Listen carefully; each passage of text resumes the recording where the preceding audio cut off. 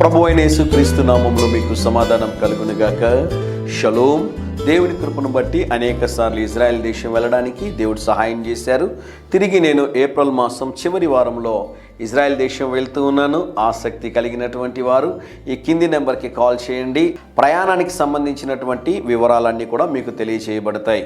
అయితే ప్రియులరా, జరుగుతున్నటువంటి పరిస్థితులు మనం గమనించినట్లయితే ప్రపంచంలో అనేకమైనటువంటి దేశాలు ఇజ్రాయెల్ దేశం మీదకి దాడి చేయాలని, ప్రాముఖ్యంగా ఇరాన్ దేశము, అదే రీతిగా మిడిల్ ఈస్ట్లో ఉన్నటువంటి మరికొన్ని దేశాలు ప్రపంచ పటంలో నుంచి ఇజ్రాయెల్ దేశాన్ని తుడిచిపెట్టాలని ప్రయత్నం చేస్తూ ఉన్నాయి. అంతకుముందు అనేక మంది రాజులు, రాజ్యాలు, ప్రభుత్వాలు ప్రయత్నం చేశాయి.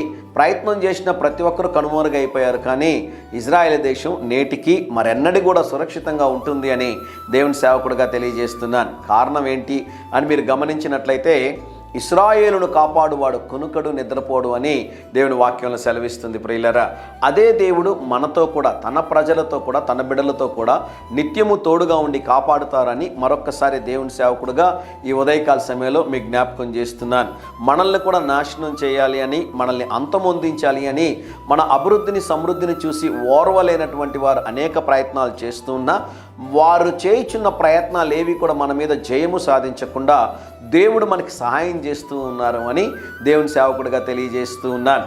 ఈ ఉదయకాల సమయం కొరకు యెషయా గ్రంథము 31వ అధ్యాయము 5వ వచనము. సైన్యములకు అధిపతియగు యెహోవా యెరూషలేమును కాపాడును. దేవుని నామానికి స్తోత్రం కలుగునుగాక.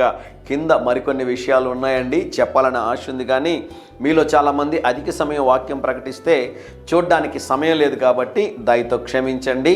ఈ వచనం అంతటిని మీరు చదవండి. చాలా అద్భుతమైనటువంటి మాటలు ఇక్కడ ఉన్నాయి.